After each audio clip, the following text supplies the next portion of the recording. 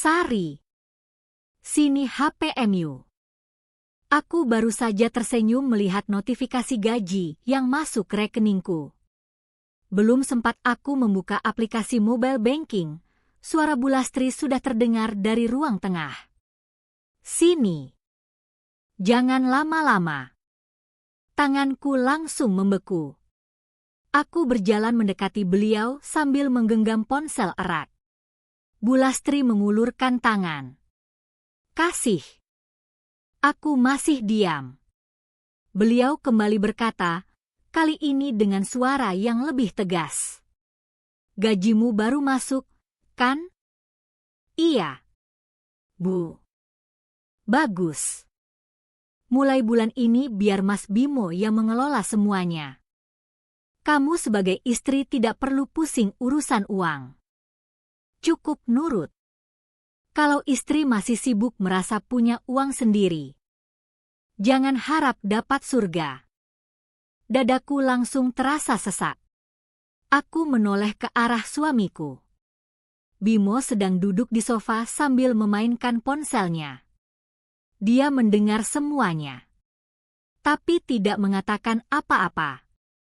Tidak membelaku. Tidak juga menolak ucapan ibunya. Yang kulihat hanya satu anggukan kecil. Seolah apa yang baru saja dikatakan Bu Lastri adalah sesuatu yang sangat wajar. Tanganku mulai gemetar. Perlahan, kuserahkan ponsel itu. Bu Lastri langsung membuka aplikasi mobile banking. Beliau bahkan sudah hafal PIN rekeningku. Jarinya bergerak begitu cepat. Satu persatu nominal muncul di layar. Transfer. Transfer lagi. Transfer lagi. Aku hanya berdiri. Melihat hasil kerja kerasku berpindah ke berbagai rekening tanpa mampu berkata apa-apa. Sebelum aku lanjut bercerita, aku penasaran. Kalian yang sedang mendengarkan kisahku ini berasal dari kota mana? Coba tulis nama kota kalian di kolom komentar. Aku ingin tahu sejauh mana ceritaku bisa sampai. Namaku Sari. Usiaku 29 tahun. Aku bekerja sebagai staf administrasi di sebuah perusahaan distribusi yang jaraknya hampir 1 jam dari rumah. Setiap hari aku berangkat sebelum matahari terbit. Naik motor. Menerobos macet. Pulang ketika langit sudah gelap. Kalau melihat penampilanku di kantor, mungkin orang mengira hidupku baik-baik saja. Aku selalu tersenyum. Selalu menyapa teman-teman. Selalu menyelesaikan pekerjaanku tepat waktu. Tidak ada yang tahu kalau setiap tanggal gajian, aku justru merasa takut. Bukan karena tagihan. Bukan karena cicilan, melainkan karena aku tahu uang yang baru saja masuk rekeningku tidak akan pernah benar-benar menjadi milikku. Semua itu dimulai setelah aku menikah dengan Bimo. Awalnya tidak seperti ini. Di bulan pertama pernikahan, Bimo hanya berkata, "Sayang, sementara uangmu kita gabung dulu ya, supaya lebih gampang mengatur keuangan." Aku mengangguk tanpa curiga. Kupikir memang begitu cara membangun rumah tangga. Aku percaya sepenuhnya kepada suamiku. Sebulan, 2 bulan, 3 bulan. Lama-kelamaan, yang mengatur uang bukan lagi Bimo, melainkan Bu Lastri, mertuaku. Beliau mulai meminta PIN ATM-ku. Katanya supaya kalau ada kebutuhan rumah, beliau tidak perlu repot meneleponku saat aku sedang bekerja. Aku menurut. Lalu beliau meminta password mobile banking. Katanya takut terjadi keadaan darurat. Aku kembali menurut. Setelah itu, aku bahkan tidak pernah lagi diminta izin. Setiap tanggal gajian, Bu Lastri sudah lebih dulu menunggu notifikasi di ponselku. Beliau tahu persis tanggal berapa perusahaan membayar gaji. Beliau tahu jam berapa biasanya uang masuk. Dan yang paling membuatku sedih, beliau juga tahu bahwa aku tidak pernah berani menolak. Hari itu tidak berbeda. Setelah selesai melakukan beberapa kali transfer, Bu Lastri mengembalikan ponselku. Nah, begini kan enak. Kalau uang dipegang satu orang, rumah tangga jadi berkah. Aku membuka aplikasi mobile banking dengan tangan gemetar. Saldo yang beberapa menit lalu berjumlah belasan juta rupiah. Kini tinggal tidak sampai 100.000. Aku menelan ludah. Bukan karena aku pelit. Bukan karena aku tidak ingin membantu keluarga.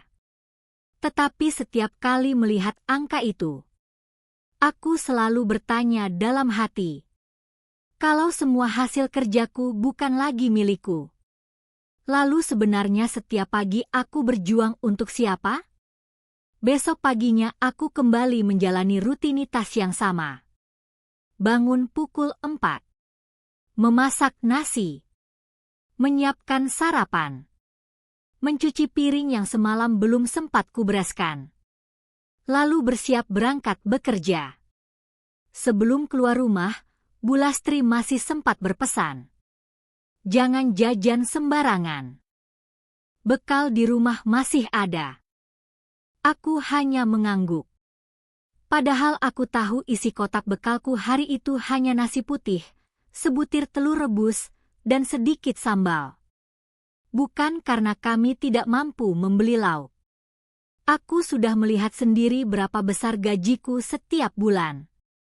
Hanya saja, aku tidak pernah tahu kemana semua uang itu pergi. Sesampainya di kantor, pekerjaan langsung menumpuk. Telepon dari pelanggan terus berdatangan. Data pengiriman harus segera diselesaikan. Belum lagi laporan stok yang harus selesai sebelum jam makan siang. Aku hampir tidak sempat menarik napas. Saat jam istirahat tiba, teman-temanku mulai berdiri. Ayo, Sar. Makan di warung depan. Aku tersenyum kecil. Kalian duluannya. Nanti aku nyusul. Mereka mengangguk lalu pergi. Aku menunggu sampai ruang kantor sepi. Barulah kubuka dompetku. Isinya hanya 1 lembar uang 10.000 rupiah. Dan 2 lembar uang 1.000. Total 12.000. Aku menghela napas panjang. Uang itu harus cukup sampai akhir minggu. Aku kembali memasukkan dompet ke dalam tas. Lalu membuka bekal dari rumah. Nasi putih. Telur rebus. Sambal. Itu saja. Saat aku baru hendak makan, Rika, teman satu divisiku, kembali ke ruangan. Loh, Sar. Nggak jadi ikut. Aku tersenyum. Lagi pengin makan bekal. Rika duduk di depanku. Tatapannya langsung tertuju ke kotak makanku. Serius? Ini doang. Aku tertawa kecil agar suasana tidak canggung. Lagi pengin sederhana. Rika mengernyit. Padahal kemarin kamu lembur sampai jam 9. Iya. Perusahaan baru cairin bonus juga, kan? Aku hanya mengangguk. Terus. Kok makannya begini? Aku tidak tahu harus menjawab apa. Apa aku harus mengatakan bahwa perempuan yang baru menerima gaji belasan juta rupiah itu bahkan berpikir berkali-kali untuk membeli semangkuk bakso? Akhirnya aku hanya tersenyum. Lagi hemat. Rika tidak terlihat percaya. Namun dia tidak memaksaku bercerita. Sebelum pergi, dia menyelipkan 2 buah pisang ke mejaku. Buat nanti sore. Biar nggak masuk angin. Aku menatap buah itu cukup lama. Entah kenapa, Perhatian kecil dari seorang teman justru membuat dadaku terasa semakin sesak. Orang lain yang tidak punya hubungan darah denganku masih memikirkan apakah aku sudah makan.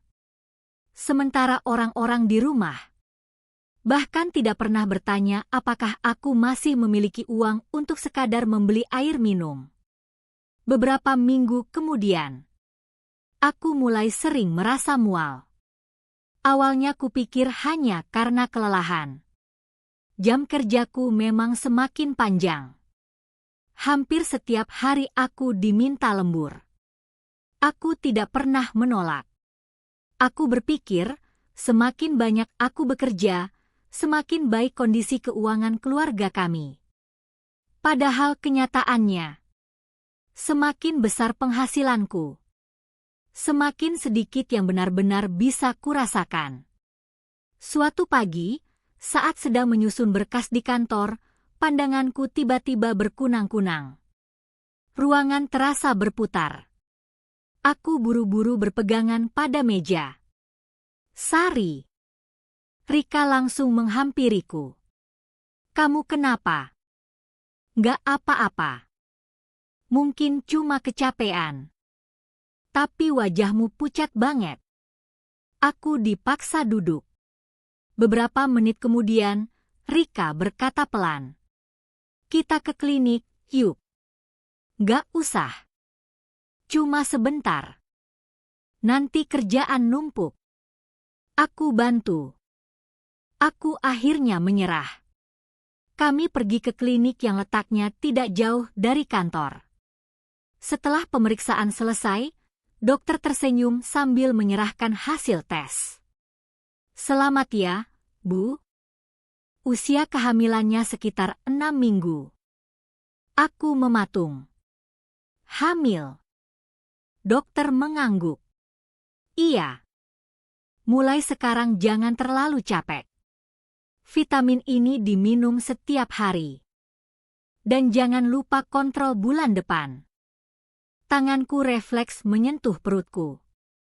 Air mataku hampir jatuh. Aku tersenyum untuk pertama kalinya hari itu. Dalam hati aku membayangkan wajah Bimo. Kupikir, dia pasti akan bahagia mendengar kabar ini. Aku menggenggam resep dari dokter erat-erat.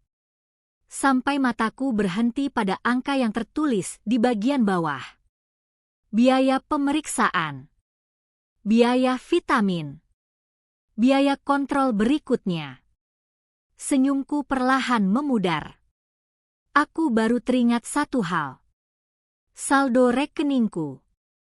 Bahkan mungkin tidak cukup untuk membeli seluruh obat yang baru saja diresepkan dokter. Dan untuk pertama kalinya sejak mengetahui aku akan menjadi seorang ibu. Yang muncul bukan rasa bahagia, melainkan rasa takut. Aku keluar dari ruang dokter sambil menggenggam kantong obat. Di dalamnya hanya ada vitamin yang paling penting. Bukan karena dokter tidak meresepkan obat lain, melainkan karena aku hanya sanggup menebus sebagian. Beberapa lembar resep lainnya masih kulipat rapi di dalam tas. Maaf ya, Nak. Aku mengusap perutku pelan. Ibu janji nanti ibu beli. Rika yang sejak tadi menemaniku menatapku heran. Loh, Sar. Kok obatnya cuma sedikit? Yang lain habis. Aku memaksakan senyum. Iya, mungkin nanti sore. Padahal aku tahu. Bukan apoteknya yang kehabisan, melainkan uangku. Rika mengeluarkan dompetnya. Nih. Kalau kurang, pakai dulu. Aku buru-buru menggeleng. Jangan. Nanti aku ganti. Ya memang nanti diganti. Aku menutup kembali dompetnya. Makasih, Rik. Aku masih bisa kok. Aku tidak sanggup meminjam lagi. Sudah terlalu sering orang lain menolongku. Padahal aku bekerja. Aku punya gaji. Bahkan jumlahnya jauh lebih besar dibandingkan beberapa teman kantorku. Tapi setiap kali membutuhkan sesuatu, aku justru menjadi orang yang paling tidak berdaya. Sepanjang perjalanan pulang, pikiranku hanya tertuju pada satu hal. Aku harus memberitahu Bimo. Bagaimanapun juga, ini anak kami. Sesampainya di rumah, Bimo baru selesai mandi.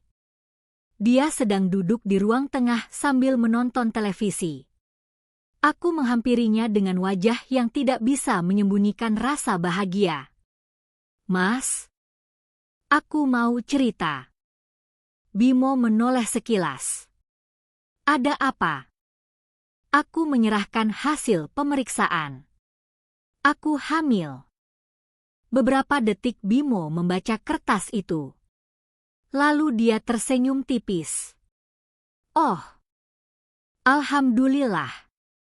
Hanya itu. Tidak ada pelukan. Tidak ada ucapan selamat. Tidak ada sorot mata yang selama ini kubayangkan. Aku mencoba mengabaikan rasa kecewa itu. Minggu depan dokter minta kontrol lagi. Sama harus rutin minum vitamin. "Iya." Jawaban Bimo terdengar datar. Aku menarik napas pelan. "Mas, aku butuh uang buat kontrol sama beli vitamin." Bimo langsung meletakkan kertas itu di meja.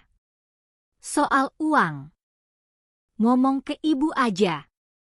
Aku mengerutkan kening. "Loh? Kan uang kita. Ibu yang pegang." "Tapi ini buat anak kita, Mas." "Iya. Makanya bilang ibu." Aku memandang wajahnya cukup lama. "Mas nggak pegang uang sama sekali?" Bimo menggeleng. "Nggak. Kalau butuh apa-apa yang ngomong ke ibu." Jawaban itu membuat dadaku terasa semakin berat. Suami yang setiap bulan menerima hasil kerja istrinya, ternyata bahkan tidak tahu harus mengambil uang dari mana untuk memeriksakan kandungan anaknya sendiri. Malam itu juga aku memberanikan diri menemui Bu Lastri. Beliau sedang menghitung beberapa amplop di ruang makan. Aku berdiri di dekat pintu. "Bu, HM, saya mau minta uang." Beliau tidak langsung menoleh. "Untuk apa?" "Saya tadi periksa. Kata dokter saya hamil." Baru kali itu Bu Lastri mengangkat wajah. "Oh ya. Alhamdulillah." Aku tersenyum kecil. "Dokter minta kontrol rutin sama beli vitamin. Boleh saya minta uangnya, Bu?" Beliau menutup amplop yang sedang dihitung. Lalu menyandarkan tubuhnya ke kursi. "Sari, kamu tahu nggak? Dulu waktu ibu mengandung Bimo, ibu nggak seribet perempuan sekarang." Aku masih diam. Nggak tiap sedikit-sedikit ke dokter. Nggak tiap bulan beli vitamin mahal. Ibu sehat-sehat aja. Anaknya juga lahir sehat.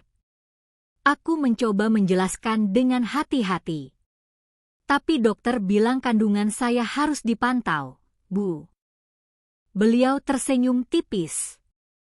"Sekarang dokter memang begitu. Biar pasiennya sering datang." Aku menggenggam ujung bajuku. "Bu, saya cuma minta uang hasil gaji saya sendiri." Kalimat itu baru saja keluar dari mulutku, ketika wajah Bu Lastri langsung berubah. Tatapannya menjadi tajam. "Loh? Mulai berani hitung-hitungan sama suami sekarang?" Aku tercekat. "Bukan begitu, Bu. Ini untuk periksa kandungan." Beliau berdiri. "Sari, dulu ibu membesarkan Bimo tanpa banyak menuntut. Kamu baru kerja kantoran beberapa tahun. Sudah merasa punya hak atas uang sendiri. Aku tidak sanggup menjawab. Kalimat itu terasa lebih menyakitkan daripada penolakan tadi. Karena untuk pertama kalinya, kehamilanku sendiri dijadikan alasan untuk membuatku merasa bersalah hanya karena meminta uang hasil jerih payahku sendiri. Malam itu aku menangis diam-diam di kamar mandi. Aku membiarkan suara keran mengalir agar isakanku tidak terdengar. Tanganku kembali mengusap perutku. Maaf ya, Nak. Ibu belum bisa jadi ibu yang baik. Air mataku jatuh satu demi satu. Aku bekerja. Aku punya penghasilan. Aku bahkan sering pulang paling malam karena lembur. Tapi untuk membeli vitamin kehamilan saja, aku harus meminta izin. Dan ketika meminta, aku justru dianggap istri yang mulai durhaka. Keesokan paginya aku tetap berangkat bekerja seperti biasa. Aku tidak menceritakan apapun kepada Rika. Aku hanya mengatakan kalau pemeriksaan berikutnya mungkin akan kutunda. Rika langsung menatapku heran. Ditunda? Iya. Soalnya lagi banyak kebutuhan. Sari. Itu kandungan. Bukan servis motor. Kalau dokter bilang kontrol ya harus kontrol. Aku hanya mengangguk. Kalau saja masalahnya sesederhana itu.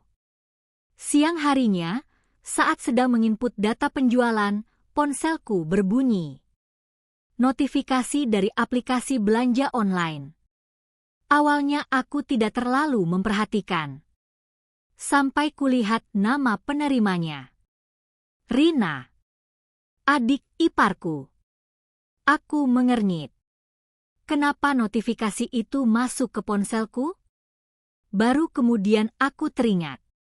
Sejak dulu email aplikasi belanja keluarga memang masih menggunakan alamat emailku. Aku membuka notifikasi itu. Pesanan berhasil dibayar. Nominalnya membuatku terpaku. Rp3.850.000. Aku membuka rincian barangnya. Tas bermerek. Sepatu. Skincare impor. Parfum. Aku menelan ludah. Rina bahkan belum pernah bekerja sehari pun. Setiap hari kegiatannya hanya bangun siang. Bermain ponsel. Keluar bersama teman-temannya. Sesekali membuat video untuk media sosial. Tapi paket atas namanya hampir setiap minggu datang ke rumah. Selama ini aku mengira. Mungkin dia punya tabungan sendiri. Atau Bimo yang membelikannya. Namun hari itu muncul satu pertanyaan yang terus menggangguku. Kalau untuk vitamin kehamilanku saja tidak ada uang. Lalu dari mana biaya belanja hampir 4 juta rupiah itu berasal? Pertanyaan itu terus berputar di kepalaku sampai jam kerja selesai. Sesampainya di rumah, sebuah mobil ekspedisi berhenti tepat di depan pagar. Kurir menurunkan beberapa kardus besar. Rina keluar sambil tersenyum lebar. Masuk sini, Bang. Iya, Mbak. Aku berdiri memperhatikan. Ada 4 kardus. 2 kantong belanja.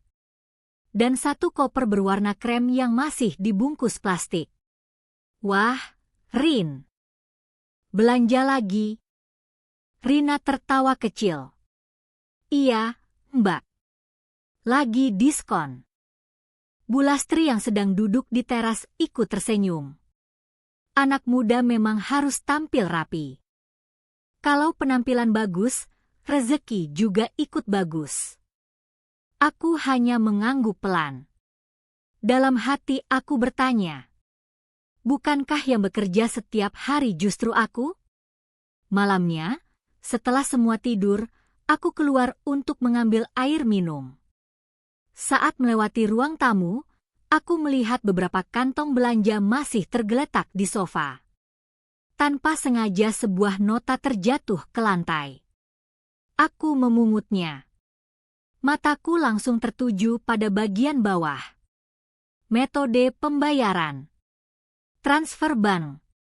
Aku membaca nomor rekening pengirim. Dadaku langsung berdegup lebih cepat. Nomor itu. Aku hafal di luar kepala. Itu adalah nomor rekening tempat gajiku selalu masuk. Aku membalik nota itu berkali-kali. Berharap aku salah lihat. Namun angka-angka itu tidak berubah. Nomor rekeningku. Tanganku mulai dingin. Kalau pembayaran tas dan semua barang Rina dilakukan dari rekeningku, berarti selama ini Bu Lastri bukan hanya mengatur uangku. Beliau benar-benar menggunakannya sesuka hati. Aku buru-buru mengembalikan nota itu ke tempat semula. Namun saat hendak berdiri, mataku menangkap sesuatu yang lain. Laci bufet di ruang tamu belum tertutup rapat. Di dalamnya terlihat sebuah map coklat yang ujungnya menyembul keluar. Dan di atas map itu, terlihat jelas selembar kertas bertuliskan besar. Arisan Melati, sisa tunggakan. Jantungku langsung berdegup semakin kencang. Aku berdiri mematung beberapa detik. Rumah benar-benar sunyi. Dari kamar, terdengar suara televisi yang masih menyala pelan. Aku melirik ke arah lorong. Tidak ada siapapun. Pelan-pelan, kudorong laci itu sedikit lebih lebar. Tanganku mulai berkeringat. Entah kenapa aku merasa seperti pencuri di rumahku sendiri. Padahal yang ingin kulihat hanyalah kemana sebenarnya uang hasil kerjaku selama ini pergi. Aku menarik map coklat itu perlahan. Di bagian depannya tertulis menggunakan spidol hitam. Arisan Melati. Aku membukanya. Lembar pertama membuat napasku tertahan. Daftar pembayaran arisan. Nominalnya puluhan juta rupiah. Di kolom pembayaran, ada beberapa bukti transfer yang sudah di-staples. Aku memperhatikan nomor rekening pengirimnya. Mataku langsung membelalak. Itu rekeningku. Bukan sekali. Bukan 2 kali. Hampir setiap bulan ada transfer dari rekening yang sama. Rekening atas namaku. Aku membalik halaman berikutnya. Tanganku mulai gemetar. Ada catatan tulisan tangan Bu Lastri. Setoran bulan Februari dari gaji Sari. Setoran bulan Maret dari rekening Sari. Setoran bulan April pakai uang bonus. Aku menutup mulutku sendiri supaya tidak sampai bersuara. Selama ini, aku mengira uangku disimpan. Aku mengira Bu Lastri sedang membantu mengatur keuangan keluarga. Ternyata, sebagian besar justru dipakai menutup kewajiban pribadi beliau. Aku menarik napas panjang. Namun rasa penasaranku belum berhenti. Masih ada satu map lagi di bawahnya. Warnanya biru. Lebih tebal. Kubuka perlahan. Isinya bukan catatan arisan, melainkan tagihan kartu kredit, tagihan belanja, bukti transfer, dan beberapa nota butik. Aku langsung mengenali nama toko itu. Itu butik yang sama dengan logo yang tercetak di kantong belanja Rina tadi sore. Aku membuka satu demi satu. Tas, sepatu, kosmetik, jam tangan. Nominalnya membuat kepalaku pening. 2 juta, 4 juta, 3 juta, 5 juta. Lalu aku menemukan satu lembar mutasi transfer. Mataku berhenti di kolom sumber dana. Rekening pengirim. Sari. Namaku tertulis lengkap. Tubuhku terasa lemas. Aku tidak sedang melihat dugaan lagi. Aku sedang melihat bukti. Selama ini, setiap kali aku pulang lembur, setiap kali aku menahan lapar, setiap kali aku membatalkan membeli vitamin, di saat yang sama, uangku dipakai membeli tas baru untuk Rina. Aku menutup mata. Air mataku jatuh tanpa bisa kutahan. Aku tidak menangis karena uang itu habis. Aku menangis karena setiap rupiah yang kuhasilkan berasal dari waktuku, tenagaku, kesehatanku. Bahkan sekarang, dari tenaga seorang ibu yang sedang mengandung. Namun tidak satu pun orang di rumah ini pernah bertanya, apa aku juga punya kebutuhan? Aku buru-buru mengeluarkan ponsel. Semua bukti itu mulai kupotret satu persatu. Tagihan kartu kredit, catatan arisan, mutasi transfer, nota butik. Aku memperbesar setiap nomor rekening agar terlihat jelas. Kalau suatu hari nanti mereka menyangkal, aku tidak ingin hanya mengandalkan ingatan. Baru saja aku selesai memotret lembar terakhir. Terdengar suara langkah kaki dari arah dapur. Dek. Jantungku seperti berhenti berdetak. Cepat-cepat kumasukkan kembali semua berkas ke dalam map. Kususun persis seperti semula. Laci kututup perlahan. Lalu aku mengambil gelas di rak seolah memang sedang mencari minum. Beberapa detik kemudian, Bu Lastri muncul sambil mengusap tangannya dengan lek. Loh? Belum tidur. Aku berusaha tersenyum. Haus, Bu. Oh. Beliau berjalan melewatiku. Tatapannya sempat mengarah ke bufet. Aku menahan napas. Kalau sampai beliau sadar posisi map itu berubah, semuanya akan berakhir malam ini juga. Bu Lastri mendekati bufet. Tangannya menyentuh gagang laci. Dadaku semakin sesak. Beliau menariknya sedikit. Melihat ke dalam. Lalu, menutupnya kembali. Nanti kalau sudah minum, jangan lupa matikan lampu. Iya, Bu. Beliau kembali masuk ke kamarnya. Barulah aku bisa mengembuskan napas panjang. Kakiku terasa lemas. Aku kembali ke kamar sambil menggenggam ponsel erat-erat. Sesampainya di dalam kamar, aku membuka lagi foto-foto bukti yang baru saja kuambil. Satu persatu kupandangi. Lalu pandanganku berhenti pada sebuah nama yang berkali-kali muncul di hampir setiap transaksi. Pelunasan kartu kredit Rina Prasetyo. Saat itulah aku sadar. Apa yang selama ini kuanggap sebagai pengorbanan seorang istri, ternyata hanyalah sumber penghasilan yang sengaja diperah untuk memenuhi gaya hidup orang lain. Semalaman aku tidak bisa memejamkan mata. Setiap kali melihat foto-foto bukti di ponselku, dadaku kembali sesak. Aku memperbesar satu persatu gambar itu. Catatan arisan. Tagihan kartu kredit. Mutasi transfer. Nota belanja. Semuanya seperti sedang mengejekku. Selama ini aku berpikir aku sedang membangun masa depan bersama suamiku. Ternyata, aku hanya sedang membiayai kehidupan orang-orang yang bahkan tidak pernah menghargai jerih payahku. Aku melirik Bimo yang sudah tertidur pulas di sampingku.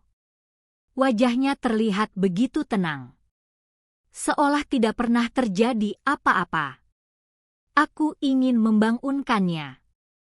Aku ingin bertanya, Mas, apa kamu benar-benar tidak tahu uangku dipakai seperti ini? Tapi aku mengurungkan niat. Kalau dia memang tidak tahu, Berarti dia suami yang tidak peduli. Kalau dia tahu, berarti selama ini dia sengaja membiarkan semua ini terjadi. Apapun jawabannya, tetap akan menyakitiku. Pagi harinya aku berangkat kerja dengan kepala yang terasa berat.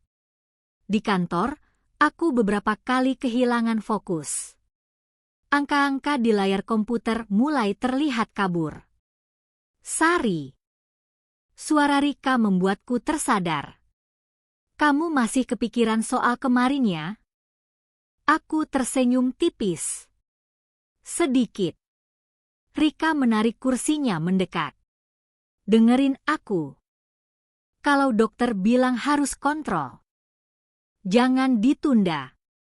Kalau memang uangnya belum cukup, pinjam dulu. Nanti dicicil. Aku mengangguk pelan. Sebenarnya bukan itu yang membuatku bingung. Aku bisa saja meminjam. Bahkan mungkin orang tuaku juga bersedia membantu. Yang membuatku hancur adalah kenyataan. Aku harus meminjam uang untuk memeriksakan kandungan. Sementara gajiku sendiri dipakai membeli tas dan kosmetik. Sore harinya aku akhirnya memberanikan diri menghubungi klinik.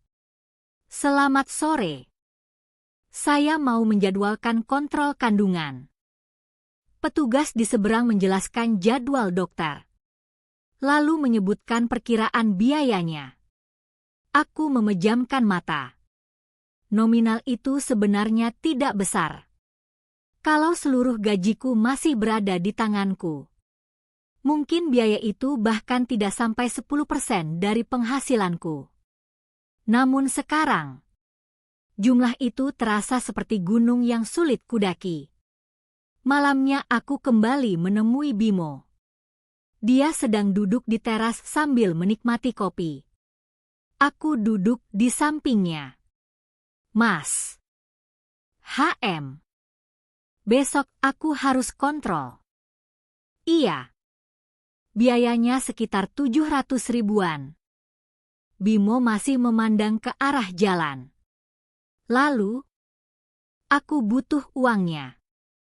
Bimo mengembuskan napas pelan. Aku bilang juga apa?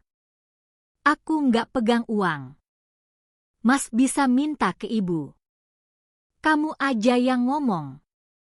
Mas, ini anak kita. Bimo akhirnya menoleh. Sari, jangan bikin aku serba salah. Ibu yang pegang semuanya. Aku juga kalau butuh uang minta ke ibu. Jawaban itu membuatku semakin kecewa. Aku tidak mengerti. Bagaimana mungkin seorang laki-laki yang sudah berumah tangga, bahkan tidak memiliki keberanian mengambil keputusan untuk biaya pemeriksaan istrinya sendiri. Aku bangkit. Tanpa berkata apa-apa lagi. Aku langsung menuju kamar Bu Lastri. Pintunya masih terbuka. Beliau sedang menonton sinetron. Bu? Oh. Mau apa lagi? Aku menarik napas panjang. Besok saya harus kontrol kandungan. Saya butuh uang. Bu Lastri mengecilkan volume televisi. Loh? Kemarin kan sudah dibahas. Iya, Bu. Tapi ini memang harus. Dokternya yang bilang. Beliau tersenyum tipis. Sari.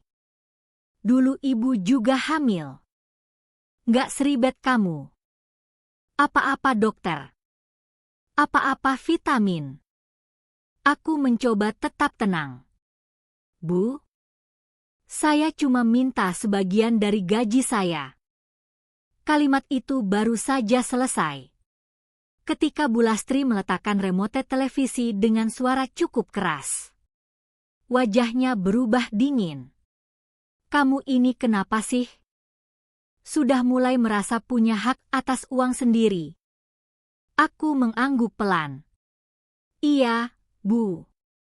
Itu memang hasil kerja saya. Ruangan langsung sunyi. Aku sendiri terkejut dengan jawaban yang baru saja keluar dari mulutku. Mungkin untuk pertama kalinya sejak menikah, aku akhirnya berani mengucapkan apa yang selama ini hanya kusimpan di dalam hati. Tatapan Bu Lastri langsung berubah tajam. Lalu beliau berkata pelan, namun setiap katanya terdengar seperti ancaman. Kalau istri sudah mulai bicara soal hak, biasanya rumah tangganya tidak akan bertahan lama. Aku berdiri beberapa saat di depan kamar Bu Lastri. Beliau masih menatapku tanpa berkedip. Suasana di dalam rumah mendadak terasa begitu sunyi. Kalimat terakhirnya terus menggema di kepalaku. Kalau istri sudah mulai bicara soal hak, biasanya rumah tangganya tidak akan bertahan lama. Aku menatap beliau pelan. Entah kenapa, aku tidak lagi merasa takut seperti dulu. Yang kurasakan justru sedih. Ternyata selama ini, setiap kali aku mulai mempertanyakan sesuatu, jawabannya selalu sama. Bukan penjelasan, bukan solusi, melainkan ancaman. Aku menundukkan kepala. Maaf, Bu. Aku cuma ingin menjaga kandunganku. Bu Lastri berdiri dari kursinya. Jangan bawa-bawa cucu Ibu. Kalau memang kamu percaya sama suami, kamu juga harus percaya sama cara keluarga ini mengatur uang. Aku tersenyum hambar. Percaya. Kata itu terasa begitu asing sekarang. Bagaimana mungkin aku diminta percaya? Kalau setiap bukti yang kutemukan justru menunjukkan kebohongan? Aku memilih kembali ke kamar. Bimo sedang memainkan ponselnya. Dia melirikku sebentar. Ibu marah. Aku mengangguk. Mas, aku cuma minta uang buat kontrol. Bimo menghela napas panjang. Udahlah, Sar. Jangan diperpanjang. Besok kalau ada rezeki juga bisa kontrol. Aku memandangnya tidak percaya. Kalau ada rezeki, Mas, gajiku baru masuk 2 minggu lalu. Kemana rezeki itu pergi? Bimo langsung terdiam. Dia tidak menjawab. Dia hanya meletakkan ponselnya lalu membaringkan badan membelakangiku. Percakapan itu selesai. Semudah itu. Aku memejamkan mata. Air mataku kembali mengalir. Bukan karena uang, tetapi karena untuk pertama kalinya aku merasa aku sedang menghadapi semuanya sendirian. Keesokan harinya aku tetap berangkat bekerja. Namun kali ini aku tidak langsung masuk kantor. Aku menuju klinik lebih dulu. Aku sudah mengambil keputusan. Kalau memang tidak ada yang mau membantuku, aku akan menggunakan uang tabungan lamaku. Tabungan yang kusimpan jauh sebelum menikah. Jumlahnya memang tidak banyak. Namun setidaknya cukup untuk biaya kontrol hari itu. Setelah pemeriksaan selesai, dokter memandang hasil USG beberapa saat.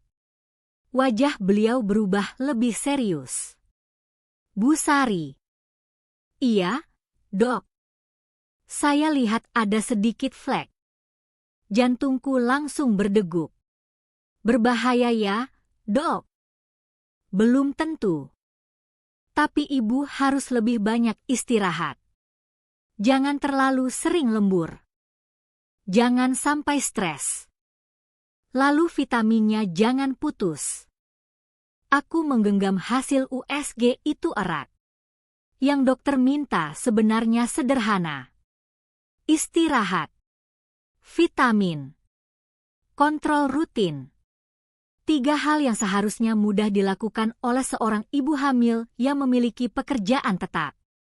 Tapi bagiku, ketiganya terasa begitu mahal.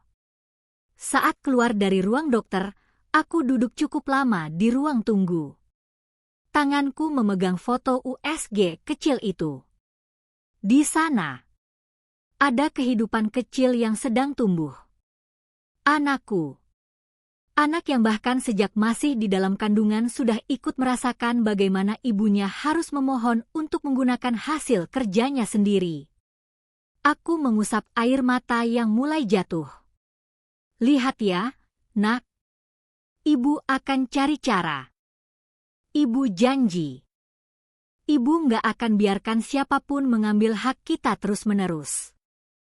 Kalimat itu keluar begitu saja. Dan sejak saat itulah, sesuatu di dalam diriku benar-benar berubah. Aku tidak lagi ingin sekadar bertahan. Aku ingin menghentikan semuanya. Sore harinya, saat semua pegawai mulai bersiap pulang, bagian HRD mengirimkan pesan ke grup kantor. Reminder. Bagi karyawan yang ingin mengubah rekening payroll bulan depan, formulir dapat diserahkan paling lambat hari Jumat. Aku membaca pesan itu berkali-kali. Dadaku langsung berdebar. Mengubah rekening payroll. Artinya, mulai bulan depan, gajiku bisa masuk rekening yang berbeda. Aku menatap layar ponsel cukup lama. Lalu perlahan membuka galeri. Foto-foto bukti transfer Bulastri masih tersimpan rapi. Tagihan arisan. Kartu kredit. Nota belanja Rina. Semua masih ada. Aku menarik napas panjang. Untuk pertama kalinya, aku merasa Tuhan sedang membuka jalan yang selama ini tidak pernah kulihat. Dan tanpa berpikir lebih lama lagi, aku berdiri. Mengambil formulir perubahan rekening. Lalu berjalan menuju meja HRD. Tanganku sempat berhenti di depan pintu ruang HRD. Entah kenapa, aku merasa seperti akan melakukan sesuatu yang sangat besar. Padahal, aku hanya ingin menerima gajiku sendiri. Aku mengetuk pelan. Permisi. Masuk, Bu Sari. Pak Dedi, staf HRD, tersenyum ramah. Ada yang bisa dibantu? Aku menarik napas panjang. Saya mau mengubah rekening payroll. Oh, bisa.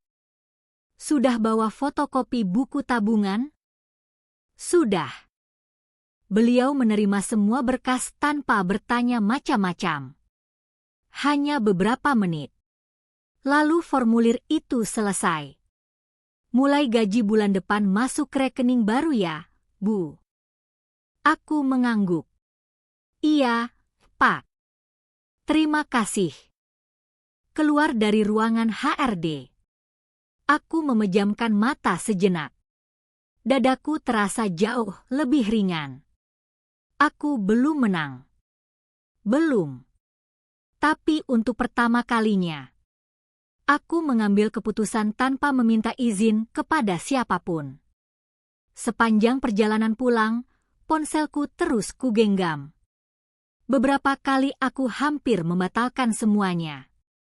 Aku masih takut. Takut kalau nanti Bimo marah. Takut kalau Bulastri menangis dan menyalahkanku. Takut disebut istri durhaka. Namun setiap rasa takut itu muncul. Aku kembali membuka foto USG anakku. Lalu aku berkata dalam hati, bukan cuma tentang aku lagi. Ada kamu yang harus ibu lindungi. Hari-hari berikutnya berjalan seperti biasa. Aku tetap bekerja. Tetap memasak.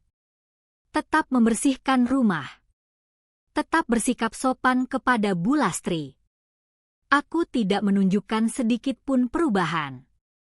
Setiap malam aku masih menyerahkan ponselku ketika diminta. Karena rekening lama memang masih aktif. Bulastri tidak menaruh curiga sedikit pun. Beliau bahkan beberapa kali berkata kepada tetangga, Untung menantu saya nurut. Nggak pernah membantah. Aku hanya tersenyum. Dalam hati aku berkata, "Iya, Bu. Nikmati saja ketenangan ini. Karena sebentar lagi semuanya akan berubah." Sebulan berlalu. Hari yang kutunggu akhirnya datang. Tanggal gajian. Sejak pagi Bu Lastri terlihat lebih sering melihat jam dinding. Beliau bahkan sempat bertanya sebelum aku berangkat. "Hari ini gajian, kan?" "Iya, Bu. Kalau sudah masuk, langsung kasih HP ke Ibu." "Iya, Bu." Aku menjawab setenang mungkin. Padahal sejak semalam aku hampir tidak bisa tidur. Jam menunjukkan pukul 11 siang. Aku sedang menginput data ketika ponselku bergetar. Notifikasi. Gaji bulan ini telah ditransfer. Jantungku langsung berdebar. Aku buru-buru membuka aplikasi mobile banking. Air mataku hampir jatuh. Saldo itu masuk utuh. Tidak berkurang 1 rupiah pun. Aku menatap angka itu cukup lama. Selama bertahun-tahun. Baru kali itu aku melihat seluruh hasil kerjaku tetap berada di rekeningku. Tanganku gemetar. Bukan karena jumlahnya, melainkan karena akhirnya aku merasakan sesuatu yang sudah lama hilang. Kebebasan. Aku langsung memindahkan sebagian uang ke rekening tabungan khusus. Sebagian lagi kugunakan membayar biaya kontrol kandungan bulan depan. Aku juga mentransfer sejumlah uang kepada ibuku. Di kolom keterangan kutulis singkat, "Buat kebutuhan ibu. Jangan ditolak." Beberapa detik kemudian, ponselku berbunyi. Pesan dari ibu. "Nak, kok banyak sekali. Kamu jangan sampai kekurangan." Air mataku langsung menetes. Selama ini, ibuku selalu khawatir aku hidup susah. Padahal beliau tidak pernah tahu. Anaknya memang hidup susah. Bukan karena gajinya kecil, melainkan karena haknya dirampas oleh orang-orang yang tinggal serumah. Pukul 1 siang. Ponselku kembali bergetar. Nama Bimo muncul di layar. Aku menarik napas pelan. Lalu mengangkat telepon. "Halo, Mas." "Sari." "Iya." "Kenapa rekening yang biasa kosong?" Aku pura-pura tidak mengerti. "Rekening yang mana?" "Yang biasanya buat gajimu." "Oh." Aku pindahkan. Suasana mendadak hening. Beberapa detik tidak ada suara. Lalu nada bicara Bimo berubah. "Kamu pindahkan?" "Iya." "Siapa yang nyuruh?" "Tidak ada." "Kamu sadar nggak apa yang kamu lakukan?" Aku menjawab pelan. "Sangat sadar. Itu gajiku. Dan mulai bulan ini, aku yang akan mengelolanya." Di ujung telepon, aku mendengar napas Bimo mulai memburu. Lalu terdengar suara lain yang sangat kukenal. "Mana HP-nya?" "Itu pasti Sari." Suara Bu Lastri. Beliau terdengar panik. Benar-benar panik. Dan untuk pertama kalinya sejak aku menikah, aku mendengar nada ketakutan dalam suara perempuan yang selama ini selalu merasa paling berkuasa di rumah itu. Aku mematikan telepon itu perlahan. Tanganku masih gemetar. Tapi bukan karena takut, melainkan karena akhirnya aku berhasil mengatakan satu kalimat yang selama bertahun-tahun hanya berani kuucapkan di dalam hati. Itu gajiku. Kalimat sederhana, Namun rasanya seperti aku baru saja melepaskan rantai yang selama ini mengikat hidupku. Belum sampai 5 menit. Ponselku kembali berdering. Bu Lastri. Aku menatap nama itu beberapa detik. Lalu kuangkat. Assalamualaikum, Bu. Tidak ada salam balasan. Yang terdengar justru suara Bu Lastri yang bergetar menahan marah. Sari, kamu keterlaluan. Kenapa rekeningnya kamu ganti? Aku menjawab pelan. Karena saya ingin mengatur gaji saya sendiri. Siapa yang mengizinkan? Aku tersenyum tipis. Memangnya dulu waktu ibu memakai gaji saya, ibu pernah meminta izin? Di ujung telepon mendadak sunyi. Hanya terdengar embusan napas Bu Lastri yang mulai tidak beraturan. Beberapa detik kemudian beliau kembali berkata dengan nada lebih tinggi. Kamu sudah berubah. Ibu nggak kenal kamu yang sekarang. Aku memejamkan mata. Bukan saya yang berubah, Bu. Saya cuma berhenti membiarkan diri saya dimanfaatkan. Sari, kamu ini melawan orang tua. Saya tidak melawan. Saya hanya menjaga hak saya. Beliau langsung memutuskan telepon. Aku tahu. Percakapan itu belum selesai. Justru baru dimulai. Hari itu terasa sangat panjang. Aku beberapa kali mencoba fokus bekerja. Namun pikiranku terus melayang. Aku membayangkan suasana di rumah. Aku membayangkan Bu Lastri yang mungkin sedang membuka aplikasi mobile banking berkali-kali. Aku membayangkan Bimo yang pasti mulai kebingungan menjelaskan semuanya. Menjelang jam pulang, ponselku kembali berbunyi. Kali ini pesan singkat dari Bimo. Pulang sekarang. Tidak ada kata tolong. Tidak ada penjelasan. Hanya perintah. Aku menarik napas. Lalu membalas singkat. Jam kerja saya selesai pukul 5. Setelah itu aku kembali bekerja. Untuk pertama kalinya, aku tidak lagi merasa harus meninggalkan pekerjaanku hanya karena mereka memanggil. Saat aku tiba di rumah, suasananya benar-benar berbeda. Motor Bimo sudah terparkir. Pintu rumah terbuka. Tidak ada suara televisi. Tidak ada aroma masakan.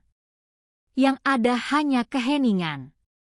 Aku baru saja melepas sepatu ketika suara Bu Lastri terdengar. Masuk. Nada suaranya dingin. Aku melangkah ke ruang tamu. Di sana sudah ada Bimo, Bu Lastri, dan Rina. Ketiganya duduk menghadapku. Seolah sedang menunggu seorang terdakwa. Di atas meja terdapat beberapa lembar tagihan. Kartu kredit, bukti transfer, dan sebuah buku catatan. Bu Lastri langsung membuka pembicaraan. Kenapa kamu melakukan ini? Aku tetap berdiri. Melakukan apa, Bu? Mengganti rekening. Iya. Kenapa? Aku menatap beliau tenang. Karena saya ingin menerima gaji saya. Rina langsung menyela. Mbak egois banget sih. Kita kan keluarga. Aku mengalihkan pandangan kepadanya. Keluarga? Iya. Kok sekarang ngomong keluarga? Waktu uangku dipakai beli tas sama skincare. Kenapa nggak pernah bilang itu uang keluarga? Rina langsung terdiam. Wajahnya memerah. Bu Lastri menepuk meja cukup keras. Jangan menyerang adikmu. Aku menggeleng pelan. Saya tidak menyerang siapapun. Saya hanya bertanya. Bimo yang sejak tadi diam akhirnya angkat bicara. Sudahlah, Sar. Kita cari jalan tengah. Aku menoleh. Jalan tengah? Iya. Mulai bulan depan. Gajimu tetap masuk ke rekening baru. Tapi ATM-nya kasih ke ibu. Aku benar-benar tidak percaya dengan apa yang baru saja kudengar. Aku bahkan sempat tertawa pelan. Bukan karena lucu. Tetapi karena usulan itu terdengar begitu tidak masuk akal. Jadi, yang mereka inginkan ternyata bukan rekening lama. Bukan aplikasi mobile banking. Yang mereka inginkan sejak awal adalah akses penuh terhadap seluruh hasil kerjaku. Aku memandang Bimo lama. Lalu berkata pelan, "Mas, selama ini, apa aku ini istrimu? Atau hanya mesin ATM keluarga kalian?" Ruangan langsung sunyi. Tidak ada satupun yang mampu menjawab.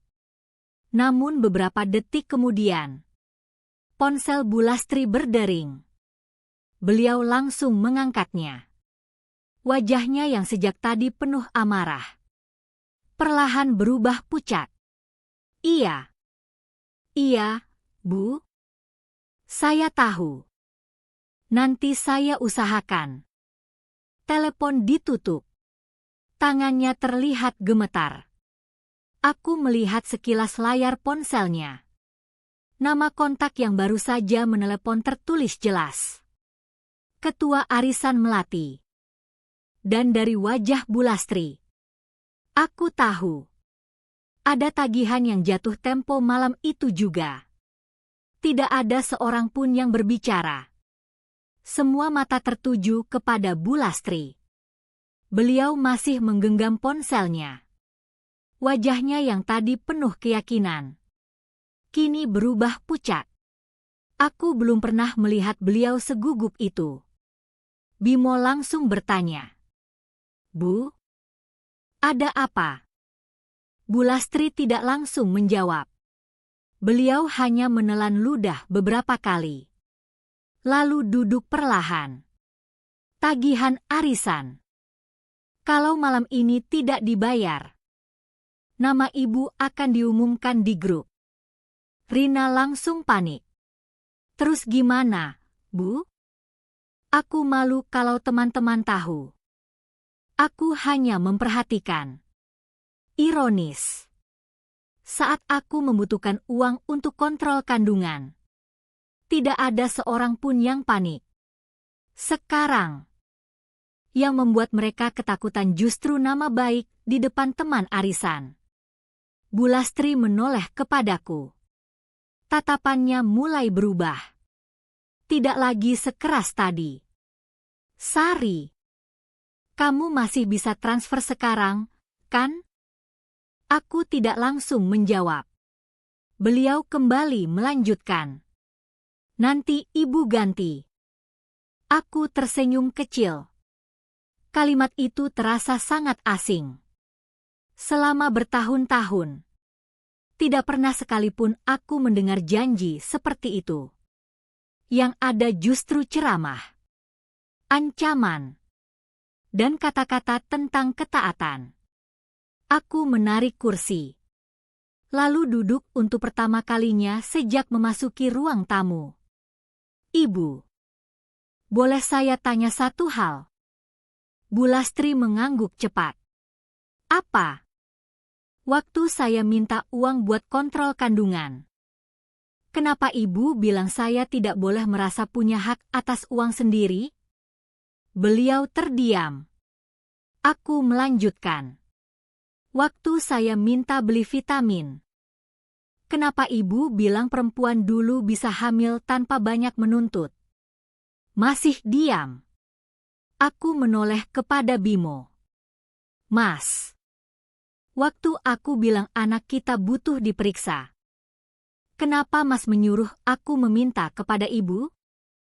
Bimo menundukkan kepala. Tidak ada jawaban.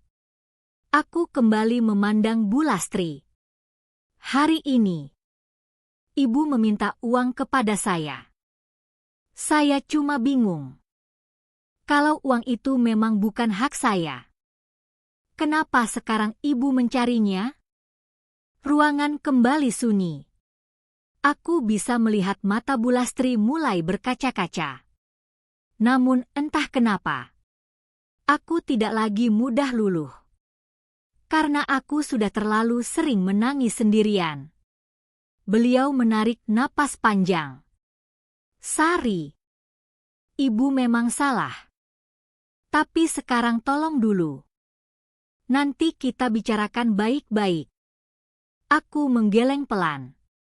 Tidak, Bu. Bukan begitu caranya. Bu Lastri mulai berdiri. Sari, ibu mohon. Suara itu pelan. Bahkan sedikit bergetar. Mungkin untuk pertama kalinya. Beliau memohon kepadaku. Namun aku teringat malam ketika aku berdiri di depan kamar beliau. Meminta uang untuk memeriksakan anakku. Yang kudapat waktu itu bukan pertolongan, melainkan ceramah. Aku mengusap perutku perlahan. Lalu menatap Bu Lastri dengan tenang. Ibu pernah bilang, surga di bawah kaki suami. Beliau mengangguk pelan. Iya. Aku tersenyum.